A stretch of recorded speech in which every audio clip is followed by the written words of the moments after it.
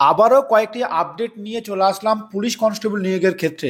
তোমরা দেখতে পাচ্ছ তাদের মধ্যে একটি আপডেট হচ্ছে যে সিভিকরা এখন কি তাহলে জুনিয়র কনস্টেবল পদে নিয়োগ হবে? কি নিয়ম হবে, তাতে আমাদের নিয়োগের কতটা এফেক্ট পড়বে, বা আমাদের নিয়োগ প্রক্রিয়াগুলি, যেটা পুলিশ কনস্টেবল নিয়োগ প্রক্রিয়াগুলি কবে নোটিফিকেশন বের হবে, সেই সমস্ত বিষয় নিয়ে আলোচনা করবো আজকের ভিডিওতে। অ্যাজ ইউজুয়াল বলবো, তোমরা আমাদের চ্যানেলকে এখনো যদি সাবস্ক্রাইব না করে থাকো, চ্যানেলটিকে সাবস্ক্রাইব করো। কারণ পুলিশ কনস্টেবল তথা আর্মি, এসএসসি, ডিফেন্সের সমস্ত লাইনের জন্য বিশেষভাবে update, official update, unofficial update, অগ্রিম খবর, এছাড়াও কোচিং, ইয়েস কোচিং, আবাসিক কোচিং কিন্তু আমাদের এই সেন্টারের মাধ্যমে দেওয়া হয়। সুতরাং তুমি চ্যানেলটিকে সাবস্ক্রাইব করো, বেল আইকনটি প্রেস করো। এছাড়াও তুমি যদি পুলিশ, আর্মি, সিআরপিএফ, বিএসএফ এর আবাসিক কোচিং নিতে চাও বা চাকরি নিশ্চিত করতে চাও, তাহলে চলে আসতে পারো আমাদের আবাসিক কোচিং সেন্টারে, যেটি নদিয়া জেলায় অবস্থিত। বিস্তারিত জানার জন্য আমাদের এই ফোন নম্বরে ফোন করো। আর্মির জন্য স্পেশাল অফার চলছে বর্তমানে, যে একবার টাকা দিয়ে ভর্তি হলে, সামান্য 10,000 টাকা দিয়ে ভর্তি হলে এরপরে থাকা খাওয়া পড়াশোনা পুরোপুরি ফ্রি। ফাইনালে চাকরি পেলে খুব অল্প পরিমাণ টাকা লাগবে, এবং এক ঘরে একজন বা এক ঘরে দুইজন থাকার সুব্যবস্থা আছে। তাই যত তাড়াতাড়ি পারো যোগাযোগ করো, কারণ সিট সংখ্যা কিন্তু একেবারেই সীমিত। তাই আজকেই যোগাযোগ করো এই ফোন নম্বরে 7076650708 নম্বরে। আমরা দেখে নেব আজকের আপডেট, যে লোকসভা নির্বাচনের আগেই সিভিক কনস্টেবল পদে নিয়োগ প্রক্রিয়া কি বলেছে আমাদের মুখ্যমন্ত্রী, মাননীয় মুখ্যমন্ত্রী, যে নির্বাচনের দিনক্ষণ এখনো ঘোষিত হয়নি। অনুমান করা হচ্ছে 10ই মার্চের আশেপাশে ঘোষিত হবে। সেই ঘোষণার আগে রাজ্যের সিভিক ভলেন্টিয়ারদের রাজ্য পুলিশ জুনিয়র কনস্টেবল পদে নিয়োগের প্রক্রিয়া শুরু করে দিতে পারে রাজ্যের ক্ষমতাসীন মমতা বন্দ্যোপাধ্যায় সরকার। 2024-25 অর্থবর্ষের জন্য রাজ্যের স্বাধীন দায়িত্বপ্রাপ্ত অর্থমন্ত্রী চন্দ্রিমা ভট্টাচার্য যে বাজেট পেশ করেছেন, সেখানে রাজ্যের সিভিক ভলেন্টিয়ার থেকে ভিলেজ পুলিশ এবং গ্রিন পুলিশদের বেতন 1,000 টাকা বাড়ানোর সুপারিশ করার পাশাপাশি রাজ্য পুলিশ কনস্টেবলে সংরক্ষণ 10 থেকে 20% করা হয়েছে। আবারও বলছি, 1,000 টাকা বেতন বাড়ানো হয়েছে, সংরক্ষণ 10 থেকে 20% করা হয়েছে। এই যে সংরক্ষণ করা হয়েছে, তার বিরুদ্ধেও কিন্তু আমরা ভিডিও করেছি। আমরা বলবো, একবার আপনারা ভেবে দেখবেন যে দেশে কত বেকার ছেলে মেয়ে ঘুরছে, শয়ে শয়ে বেকার ছেলে মেয়ে। একটি কনস্টেবলের 10-12 হাজার পরীক্ষায় 9 থেকে 10 লক্ষ পরীক্ষার্থী বসছে, এবং তারা কতটা ইন্সপায়ার, তারা বিভিন্ন রকম পরীক্ষার মাধ্যমে, ফিজিক্যাল টেস্টের মাধ্যমে এবং ইন্টারভিউয়ের মাধ্যমে তারপরে পুলিশ কনস্টেবল হয়। কিন্তু কিন্তু এই সিভিকরা তারা চাকরি পেয়েছে কোনো রকম পরীক্ষা ছাড়াই, কোনো রকম ইন্টারভিউ ছাড়াই, বা কোনো রকম ফিজিক্যাল টেস্টের মাধ্যমে ছাড়াই কিন্তু পেয়েছে। তাহলে তাদের কেন কনস্টেবলের নিয়োগ হবে, এটি আমার প্রশ্ন। এবং আমি অবশ্যই আমার তরফ থেকে এর প্রতিবাদ জানাই, যে এই ধরনের পদক্ষেপ না নেওয়া উচিত।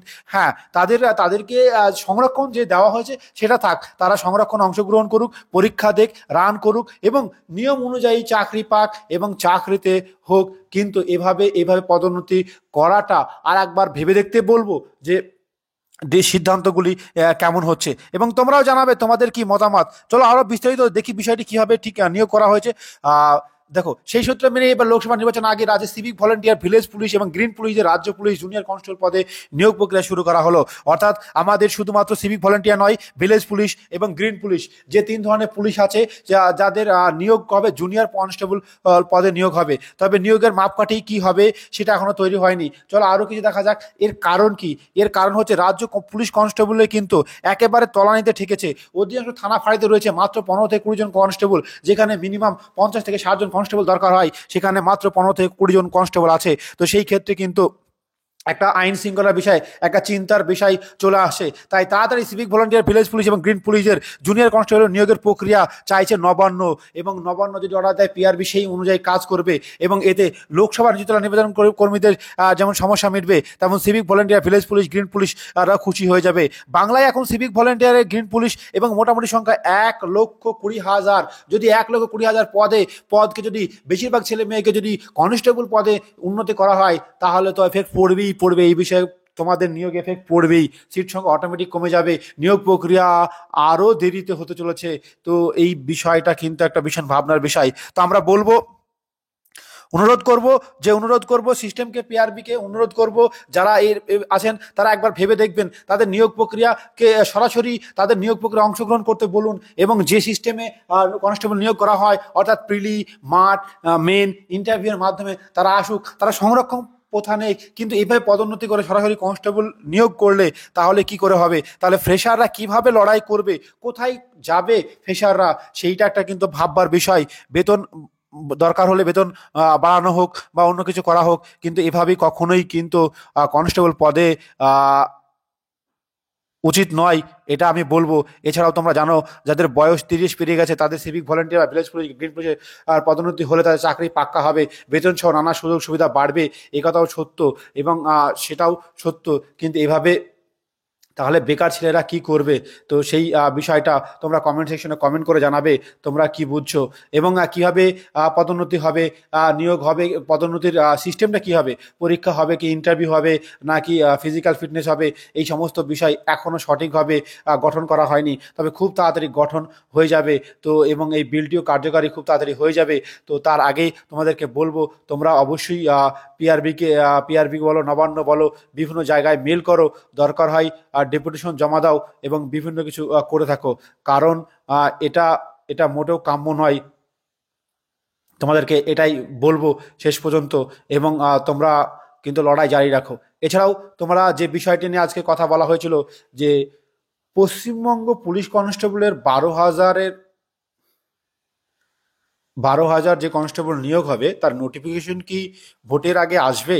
এই কথাটি বা ইলেকশন ডিক্লেয়ার হওয়ার আগে আসবে? হ্যাঁ, অবশ্যই আসবে। এখনও বলছি, আবারও বলছি, সকালবেলা একটা ভিডিওতে বলেছি যে অবশ্যই 100% আসবে। তো সেখানে একটু ভুল হয়ে গেছে, যে আপডেটটা সেই মুহূর্তে ছিল না, এই মুহূর্তে আপডেটটা আছে। যে আমি বলেছি যে 10 তারিখে, মার্চের 10 তারিখের মধ্যে অবশ্যই অবশ্যই আসবে। ইয়েস, মার্চের প্রথম দিকেই আসবে, এ বিষয়ে কোনো সন্দেহ নেই। তো সেখানে ফেব্রুয়ারির লাস্টে বলেছি, তবে আরেকটু অপেক্ষা করতে হবে। এই সমস্ত বিভিন্ন ধরনের আপডেট কিন্তু পুলিশ কনস্টেবল হতে চলেছে। যেমন ধরো, একটা পরীক্ষা হতে চলেছে, হাইটের বিষয়টা আছে, লং জাম্প হাইটের বিষয়টা আছে, রান আগে না রান মাঠ আগে না পরীক্ষা আগে, সেই সমস্ত বিষয় আছে, ইংরেজিতে কত নাম্বার থাকবে সেই সমস্ত বিষয় আছে। সমস্ত আপডেট কিন্তু আগের ভিডিওতে আমরা দিয়ে দিয়েছি। এবার চলে আসি, তোমরা যারা আমাদের আবাসিক কোচিং সেন্টার আসতে চাইছো, যারা তোমরা চাকরি নিশ্চিত করতে চাইছো, তাদেরকে আমাদের আবাসিক কোচিং সেন্টারের সিস্টেমটা একবার বলে দিই। তোমরা কি হবে, ভর্তির সময় তুমি যদি মাত্র 10,000 টাকা দিয়ে ভর্তি হও, তোমাকে মাসে মাসে মাত্র 1300 টাকা দিতে হবে, এবং চাকরি পাওয়ার পর 60,000 টাকা দিতে হবে। তো এর বিনিময়ে তুমি কি পাবে? এর বিনিময়ে তুমি থাকা, খাওয়া, পড়াশোনা পুরোপুরি ফ্রি। তোমাকে 3 বেলা খেতে দেওয়া হবে, এবং প্রতিদিন 2 বেলা স্পেশালভাবে ক্লাস নেওয়া হবে। এবং আর্মির জন্য স্পেশালভাবে 1 তারিখ থেকে, আর্মির জন্য মার্চ মাসের 1 তারিখ থেকে স্পেশালভাবে ক্লাস শুরু হচ্ছে। আর্মির জন্য কোনো মান্থলি ফিজ লাগে না, কোনো টাকা পয়সা লাগে না, পুরোপুরি 100% ফ্রি। শুধুমাত্র ভর্তির সময় টাকা লাগবে। তো এই দেরি না করে আর্মির জন্য স্পেশালভাবে যোগাযোগ করো। এছাড়া এসএসসি জিডির ব্যাচ আমাদের আরও 1 মাস পরে শুরু হবে। আমাদের ছেলেরা পরীক্ষা দিচ্ছে, খুব ভালো পরীক্ষা দিচ্ছে। সবাই মোটামুটি 90 থেকে 100-র মধ্যে, 100 মানে 90+, 90+ স্কোর করছে। প্রথম দিকে প্রশ্ন সোজা হচ্ছে। তবে যাই হোক, এখন তো বিষয়টা এত কিছু বলার নয়, তবুও বলবো, তারা যারা চাকরি নিশ্চিত করতে যাও এই ডাব্লিউবিপিতে, তাহলে আমি অবশ্যই বলবো তারা একবার অবশ্যই আমাদের এখানে এসে ঘুরে যাও, আমাদের থাকা সিস্টেম দেখে যাও, যেটি এক ঘরে দুজন থাকার সুব্যবস্থা আছে, একটি ফ্যান, লাইট সহ 3 বেলা খাবার দাবার, নিস্তব্ধ পরিবেশ, পড়াশোনার জায়গা চাইছো, কিছুটা ক্লাস চাইছো, যে তুমি অল্প ক্লাস চাও, বেশি পড়াশোনার সুযোগ চাও, তাহলে অবশ্যই বলবো আমাদের সেন্টারটা তোমার জন্য বেস্ট, যেখানে নিরাপত্তার একেবারে শীর্ষে আছে আইকে স্টাডি ফোর্স একাডেমি। আজকের ভিডিও এই পর্যন্তই। পরবর্তী আবারও লেটেস্ট আপডেট পেতে চ্যানেলটিকে সাবস্ক্রাইব করো, আর হ্যাঁ, শেয়ার করতে ভুলো না।